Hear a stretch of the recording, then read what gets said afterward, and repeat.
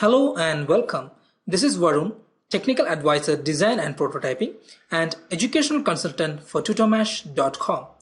In this session, we will be discussing about special function keys in AutoCAD. The main function keys that we use in drawings are grid mode, snap mode, ortho mode, polar tracking, OSnap and OTrack. The rest of the function key we will be discussing in the upcoming videos. So the first one is the grid mode.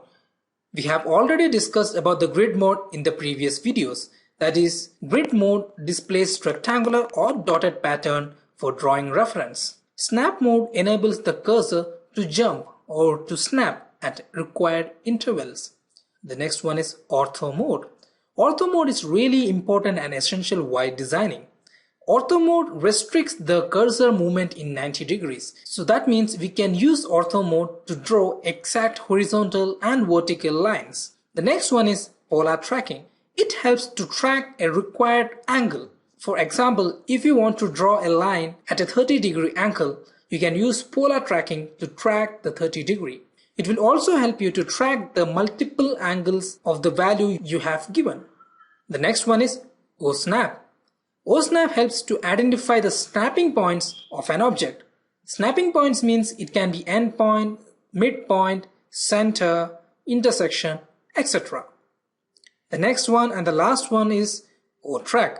OTrack is nothing but it helps you to track the snapping points of an object. For example, you can track the endpoint of a line at a particular distance with the help of OTrack. So now let's see all these options in detail and understand its actual use in AutoCAD. So in AutoCAD, the special function keys are located at the lower right corner of your screen. So here you can see the special functions keys are aligned. So starting from this end, we have the grid mode. We have already discussed about the grid mode and its use in the software in our previous videos. So let me go to the grid mode and change the settings so to make the rectangular grid to dotted grid. So I will tick this option. I will set the spacing between the grid as 1.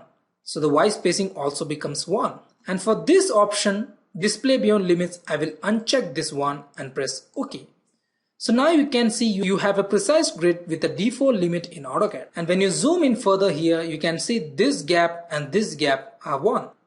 Now, my requirement here is that I want to start a line exactly from this point. So that means the coordinate of this point will be 1, 1.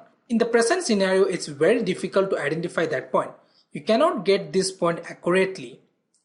To get this point accurately, we make use of snap mode. Snap mode will help the cursor to jump or snap in a required length. So let me go to the snap mode and right click and go for snap setting. The snap setting you can find just beside the grid setting available. Let me make the snap mode on by checking this option, or you can press F9. Now for the X spacing, I will put 1, and for the Y it automatically becomes 1. If you don't want the same value, you can uncheck this option and you can press OK. Now let me start a line command, that is L, and press enter. So your line is been activated. So now you can see your cursor is just snapping at one distance. It couldn't stop in between. So eventually it helps you to start your line exactly from that point. So now you can see when you zoom in here, yes, the lines start exactly from 1, 1. So now let me draw the line to make a rectangle like this perfectly. My next requirement is that I want to start a line exactly from the midpoint or the center point of this rectangle, which is approximately here. So now if you try to start the line, you cannot get the center point because the snap mode is on. When the snap mode is on, it will jump at 1. We know that. But now, can you guess how to get the center point of the rectangle? Yes, obviously we have a provision. By making certain changes in the snap mode, by changing the value of X spacing to 0.5 and the Y spacing to 0.5, you can make that line at exact center. See? That means it depicts that the cursor jumps or snaps at a distance of 0.5. Again 0.5. See? So this makes your drawing more easier and precise. So the next option is ortho mode. Before going into the ortho mode option, let us take a small example. Consider a line. I will start that line from here. So now you can see the line has been started.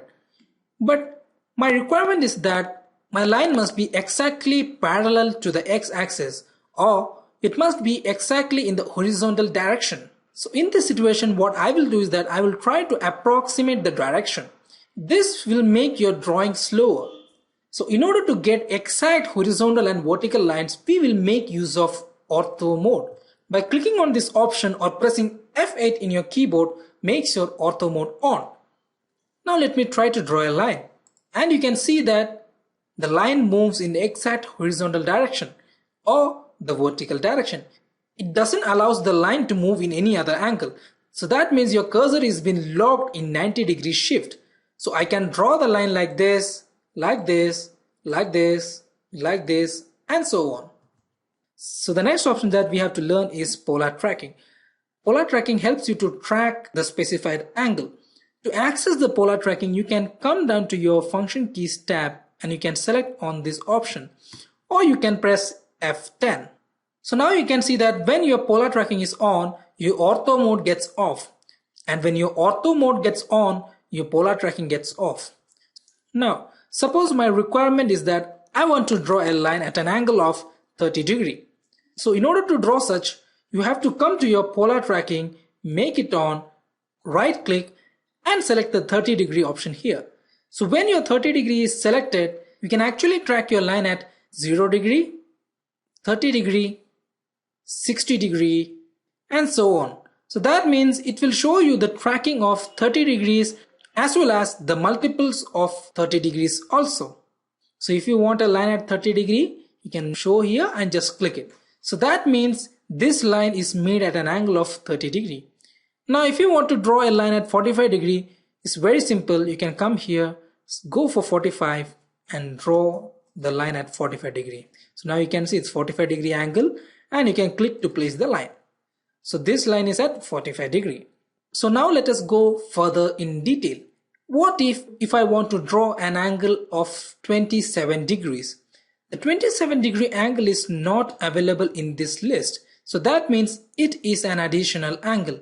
To access that additional angle, you can go to track setting, you can go to additional angles option and select new. Here you can give the angle value of 27 degrees and press OK.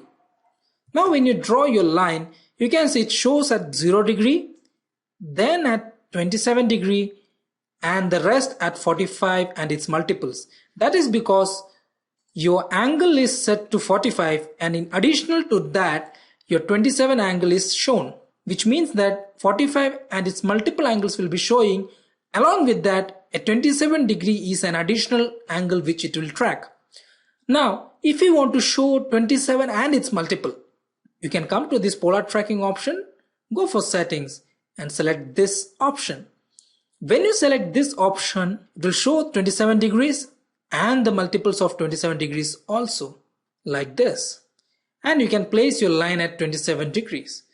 So like this, you can make use of polar tracking in many ways in your drawing. So the next option that we have to learn is called O-snap, or it can be also called as object snap. Object snaps are used to find the snapping points of an object. It can be lines, circles, or any other objects. Here you can see there is a rectangle. My requirement is that I want to start a line exactly from this endpoint. So in order to do so, you can make use of object snap or O-snap. The shortcut is F3.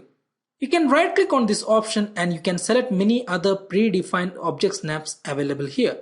So now the endpoint is selected and your object snap mode is on. So now let's try to start a line.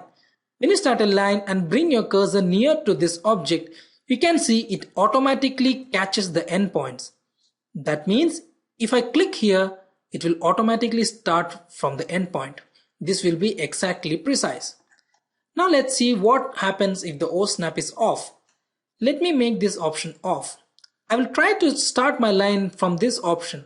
Now you can see it's not catching the endpoint correctly because your O-snap is off. So I will approximately place my line here and start it here. So you can see here the line seems to start from endpoint, but when you zoom in further, you can see it has a wide difference. So O-snap plays an important role while designing. Similarly, you can start another circle from exact center point if your center point option is on in your OSnap. That is the center. Center is on. So now you can start your circle exactly from the center point. By simply bringing the cursor and touching this circle, you can find the center point and you can exactly start from the center point with the next circle. So like that, you can form many circles with exactly same center point. Similarly, there are other options available in OSnap, that is midpoint, geometric center, node, quadrant, intersection, etc. So in this, other options are used in the same method as we did now. But there is a slight difference while we are using parallel. So let me show you how parallel is done. Consider a line like this. I want to draw another line exactly parallel to this line. Now in this condition, I cannot get the parallel line here. So in order to get the parallel line exactly, we can make use of the option parallel here. That is this option. I will make this option on. Now I will start my line command again. I will click anywhere in my drawing and I have specified my first point. Now it's asking for the next point. Before specifying the next point, I will slightly bring my cursor near to the line which you want parallel. So now you can see a parallel option is shown here with a plus symbol on that line. Let me remind you, if that plus symbol is not there, the parallel line won't be placed. So you must get that plus symbol.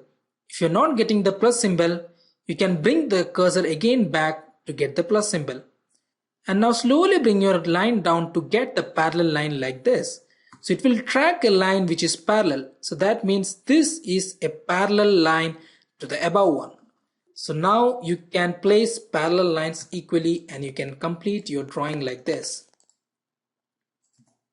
The next option that we have to learn is O-track. Consider I have a line like this. I want to start another line exactly on the level of this endpoint. In this scenario, if I start, you can see the line has been started, but these two lines may or may not be in the same alignment. So in order to start a line exactly in the same alignment, you can track this endpoint to here. So you can make use of O-snap tracking or O-track to track the O-snaps of an object. So let me start a line and bring my cursor near to this endpoint. Now you can see it is tracking downwards and you can find the same level at any distance. You can give the distance value also. Inputting the data we will be learning in the upcoming videos. So you can give the length here also and you can start the line here and you can place the line. Now you can see these two lines are starting from the same level. Or we can take another example, like we can start the line from this point. I will make my ortho mode on. I will bring my line here, bring my line here, and I want to make a rectangle. But I don't know where this line stops to complete this rectangle. I can approximately place here and join the endpoint like this. But what happens? The last line becomes jogged. So in order to get that line straight, what I will do is that I will start a line from this endpoint and I will track this endpoint to this point. So now you can see that line exactly ends on that same level and you can join it back.